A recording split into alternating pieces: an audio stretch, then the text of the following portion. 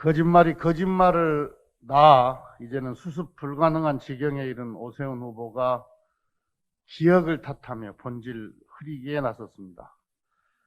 스스로 만든 거짓말의 함정에 빠진 오세훈 후보의 자업자득입니다. 오세훈 후보는 자신이 측량 현장에 있었는지는 이 사건의 본질이 아니라고 강변합니다. 그런데 어떡합니까? 그게 본질입니다. 오세훈 후보가 측량 현장에 있었다는 것은 내곡동 땅을 분명히 인지하고 있었다는 것으로 이 사건의 본질적 내용입니다. 왜냐하면 애초 오세훈 후보는 내곡동 땅의 위치와 존재도 모른다고 했습니다. 공직에 출마한 후보가 국민들께 거짓말을 한 것만큼 중요한 검증사항이 어디 있겠습니까? 오세훈 후보가 내곡동 셀프 보상 의혹에 대해 거짓말로 국민을 속이고 있는 것이 이 사건의 본질입니다. 특히 내곡동 토지가 수십 년 방치되어 있다가 SH공사의 내곡지구 개발 용역 발주 며칠 전에 토지 측량이 이루어진 사실이 공개되면서 한간에서는 미공개 정보를 이용한 의혹마저 제기되고 있기 때문에 오세훈 후보가 토지 측량 현장에 있었는지는 매우 중요한 사안입니다. 그런데 한 가지 짚고 싶은 게 있습니다. 애초에 이 건과 관련해서 뭔가 감출 게 없다면, 즉 떳떳하다면 처음부터 땅의 존재와 이치를 알고 있었다고 말했으면 됐을 텐데 계속해서 거짓말을 반복하고 뭔가를 감추려고 합니다. 좀 이상하지 않습니까? 이것은 감추고 싶은 게 있기 때문입니다. 덮고 싶은 게 있기 때문에 이렇게 거짓말을 반복하고 있는 겁니다. 오세훈 후보는 위선적 태도로 일관하면서 의혹의 본질을 흐리려 하고 있습니다. 오 후보는 측량 현장에 있었는지 이제라도 분명히 진실을 밝혀야 합니다. 땅의 존재도 위치도 모른다고 했던 오세훈 후보가 내곡동 땅 측량 현장에 있었다는 독세 증언이 나오고 있습니다. 그러자 오세훈 후보 측은 측량을 입회하고 서명한 사람은 큰 처남이고 국토정보공사에서 기록을 공개하겠다고 주장했습니다. 그런데 보도에 따르면 입회 서명을 한 사람은 큰 처남이 아닌 장인인 것으로 확인됐다고 합니다. 오세훈 후보 측의 해명이 또다시 거짓말로 드러난 것입니다. 사회적 약자에 대한 차별적 인식도 듣기에 매우 불편합니다. 오세훈 후보는 불법 경작인들이 얘기한들 무슨 의미가 있겠냐고 폄훼합니다. 당시만 해도 내곡동 땅에 그런 식으로 생계를 유지하던 사람들이 엄청 많았다고 합니다.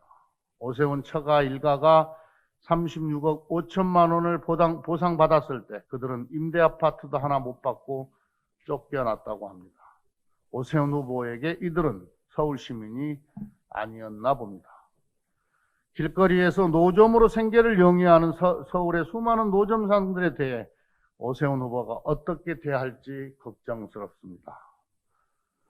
오죽하면 경작인이 방송에 나와 너무도 뻔한 거짓말을 한 오 후보 때문에 증언을 결심했다고 말하겠습니까?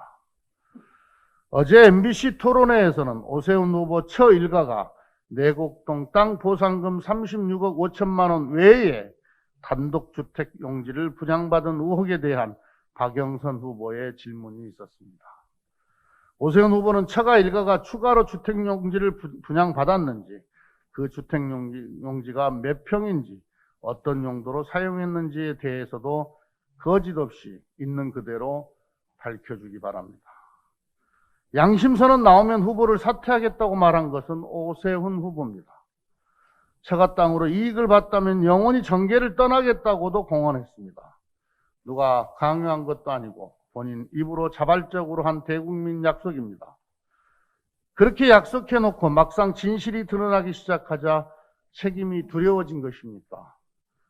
국민들 앞에서 더 이상 거짓 해명으로 유권자를 기만하지 말기 바랍니다. 거짓말로 국민을 속이고 대통령이 된 이명박이 국가에 끼친 해악을 우리 국민들은 너무나 잘 알고 있습니다. 이명박의 추억은 한 번이면 족합니다. 오세훈 후보는 본인이 한 말에 책임을 지고 약속대로 사퇴할 것을 촉구합니다. 오세훈 후보는 검증 보도를 한 언론사의 기자 등을 고발했습니다. 우리 더불어민주당도 일부 언론에 의도적이거나 또는 악의적인 보도에 대해서는 문제의식을 갖고 있습니다. 그러나 선거에서 후보에게 제기된 의혹을 검증하는 것은 언론의 정당한 책무일 것입니다. 오세훈 후보와 관련한 보도는 무슨 의도가 있는 것이 아닙니다. 언론이 보도한 팩트에 대해 거짓으로 해명을 한 것이 문제입니다. 공직 출마자의 기본 덕목, 청렴과 정직이고 후보자의 정책, 공약은 물론 청렴성, 정직성에 대한 의혹에 충실하게 소명해야 할 의무가 있습니다.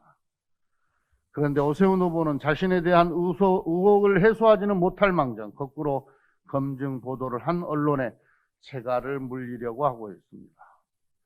언론의 정당한 검증 보도에 고발로 재갈을 물리는 것은 의혹을 해명할 자신이 없다는 방증이고 후보의 자격이 없음을 자인한 것입니다. 오세훈 후보는 더 이상 천만 서울 시민을 우롱하지 말기 바랍니다. 더불어민주당은 오늘 국회의원 부동산 전수조사를 선제적으로 실시합니다. 민주당은 오늘 국민권익위원회에 당 소속 국회의원회에 부동산 소유 및 거래 현황에 대한 전수조사를 의뢰합니다. 민주당은 공직부패에 대한 국민의 분노를 엄중히 받아들여 공직사의 투기 근절에 온 힘을 다하고 있습니다. 우리 더불어민주당의 국회의원들부터 엄중한 잣대로 조사와 판단을 받겠습니다. 민주당은 국회의원 전원에 대한 부동산 전수조사를 제안했고 야당과 협의를 진행하고 있습니다. 그런데 언제 협상이 끝날지 모르겠습니다. 그래서 민주당 먼저 국민들께 드린 약속을 지키기 위해 소속 의원에 대한 전수조사를 권익위에 의뢰하는 것입니다. 민주당은 권익위의 전수조사 결과를 있는 그대로 공개하고 문제가 있는 의원에 대해서는 단호하게 법적, 정치적 책임을 물을 것임도 약속드립니다. 한 가지 더 말씀드립니다. 저희가 권익위의 조사를 의뢰를 하는데 현재 권익위 전현희 위원장은 이 조사와 관련해서 개입도 하지 말고 보고도 받지 말아줄 것을 요청드립니다. 공직사회에 대한 국민 신뢰를 회복하기 위해 국회가 솔선수범해야 합니다. 국민의힘도 국민이 신뢰할 수 있는 공신력 있는 기관에 소속 의원 전원에 대한 부동산 전수조사를 의뢰해 주기 바랍니다. 또한 이해충돌 방지법 등 부동산 투기 근절 입법에 협조해 주기를 요청드립니다. 어제부터 4차 재난지원금 지급이 시작됐습니다.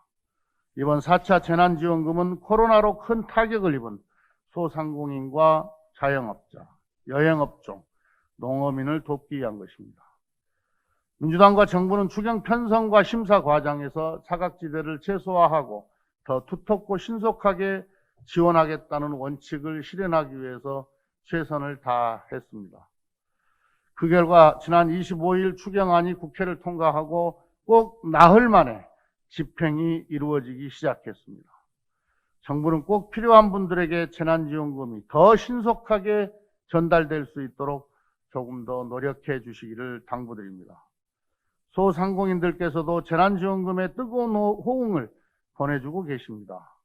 소상공인 버팀목 자금 플러스는 지난 3차 지원보다 지원 대상자 수를 105만 명 증가한 385만 명으로 늘었고 금액도 6조 7천억 원으로 확대했습니다. 많은 분들께서 가뭄의 단비 같은 지원금을 제때 받아 매우 다행스럽다고 말씀해 주셔서 뿌듯합니다. 신청 2시간 만에 입금되는 재난지원금 번개 지급은 우리 당 박영선 서울시장 후보가 중소벤처기업부 장관으로 재직하며 만들었습니다. 작년 말 중기부가 국세청과 함께 지자체 행정정보를 연계한 지원 대상자 데이터베이스를 구축했습니다. 온라인 지원 신청 시스템을 도입해 상인들의 번거로움을 줄인 것 역시 박영선 후보가 지난해 만든 성과입니다. 번개 지급으로 빛을 발하는 박영선 후보의 빛나는 행정력을 서울시정에서 다시 볼 수 있기를 바랍니다. 네, 다음은